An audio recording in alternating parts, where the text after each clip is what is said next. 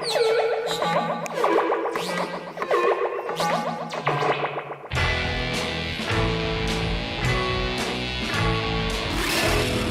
frappe dans le parcours de Pierre-Henry, c'est sa liberté.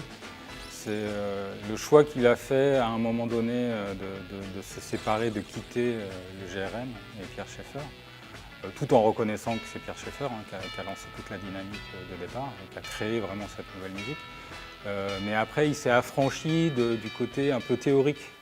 Il y a tout un courant de cette musique-là qui a voulu rethéoriser cette musique-là. Et lui, il s'est échappé de ça, il a été vraiment dans la création pure, dans la composition pure. Et c'est devenu un créateur totalement à part. Et du coup, il a produit toute une musique complètement à part, et pendant plus de 50 ans. Donc il a une œuvre colossale.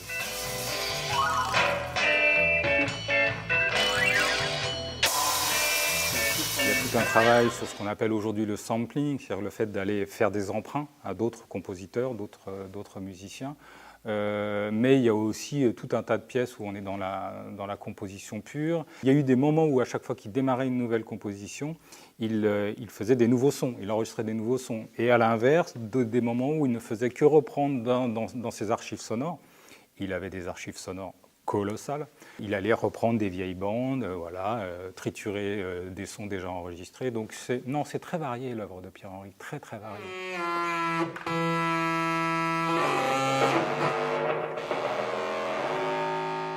J'ai rencontré Pierre-Henry grâce à Étienne Wiltinger, qui était mon professeur de son et qui était l'ingénieur du son attitré de Pierre-Henry.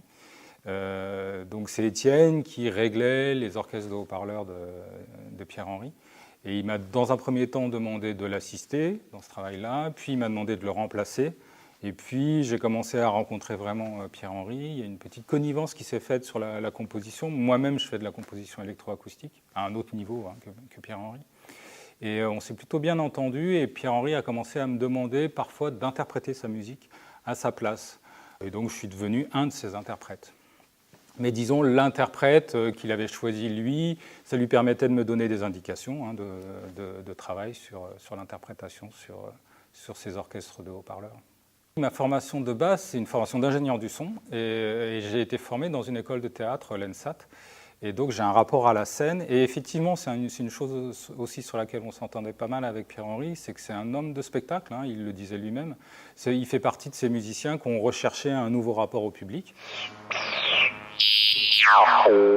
Aujourd'hui, on a un peu le réflexe de penser Pierre-Henry derrière sa console avec son orchestre de haut-parleurs, mais pendant des années, il a fait des concerts où il avait sur scène tout un système avec ses magnétos, tout un tas de machines, et il réfléchissait même à la position des spectateurs. Il avait fait des séries de concerts où les gens étaient allongés.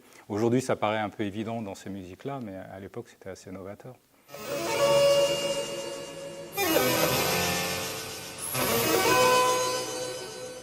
Pour la Nuit Blanche à la Philharmonie, il y a tout un programme qui a été établi par Pierre-Henry. On va traverser pas mal d'époques, puisqu'on va entendre les variations pour une portée et un soupir. On va même terminer par cette fameuse messe pour le temps présent. Mais on va passer par des pièces assez emblématiques. On va passer par Histoire naturelle, qui est une pièce magnifique sur orchestre de haut-parleurs. Ça, c'est vraiment très, très impressionnant. Sur des pièces un peu plus ardues, comme Tour de Babel, ça c'est moi qui lui ai demandé de la mettre au programme, et il a bien voulu. C'est une pièce plus difficile.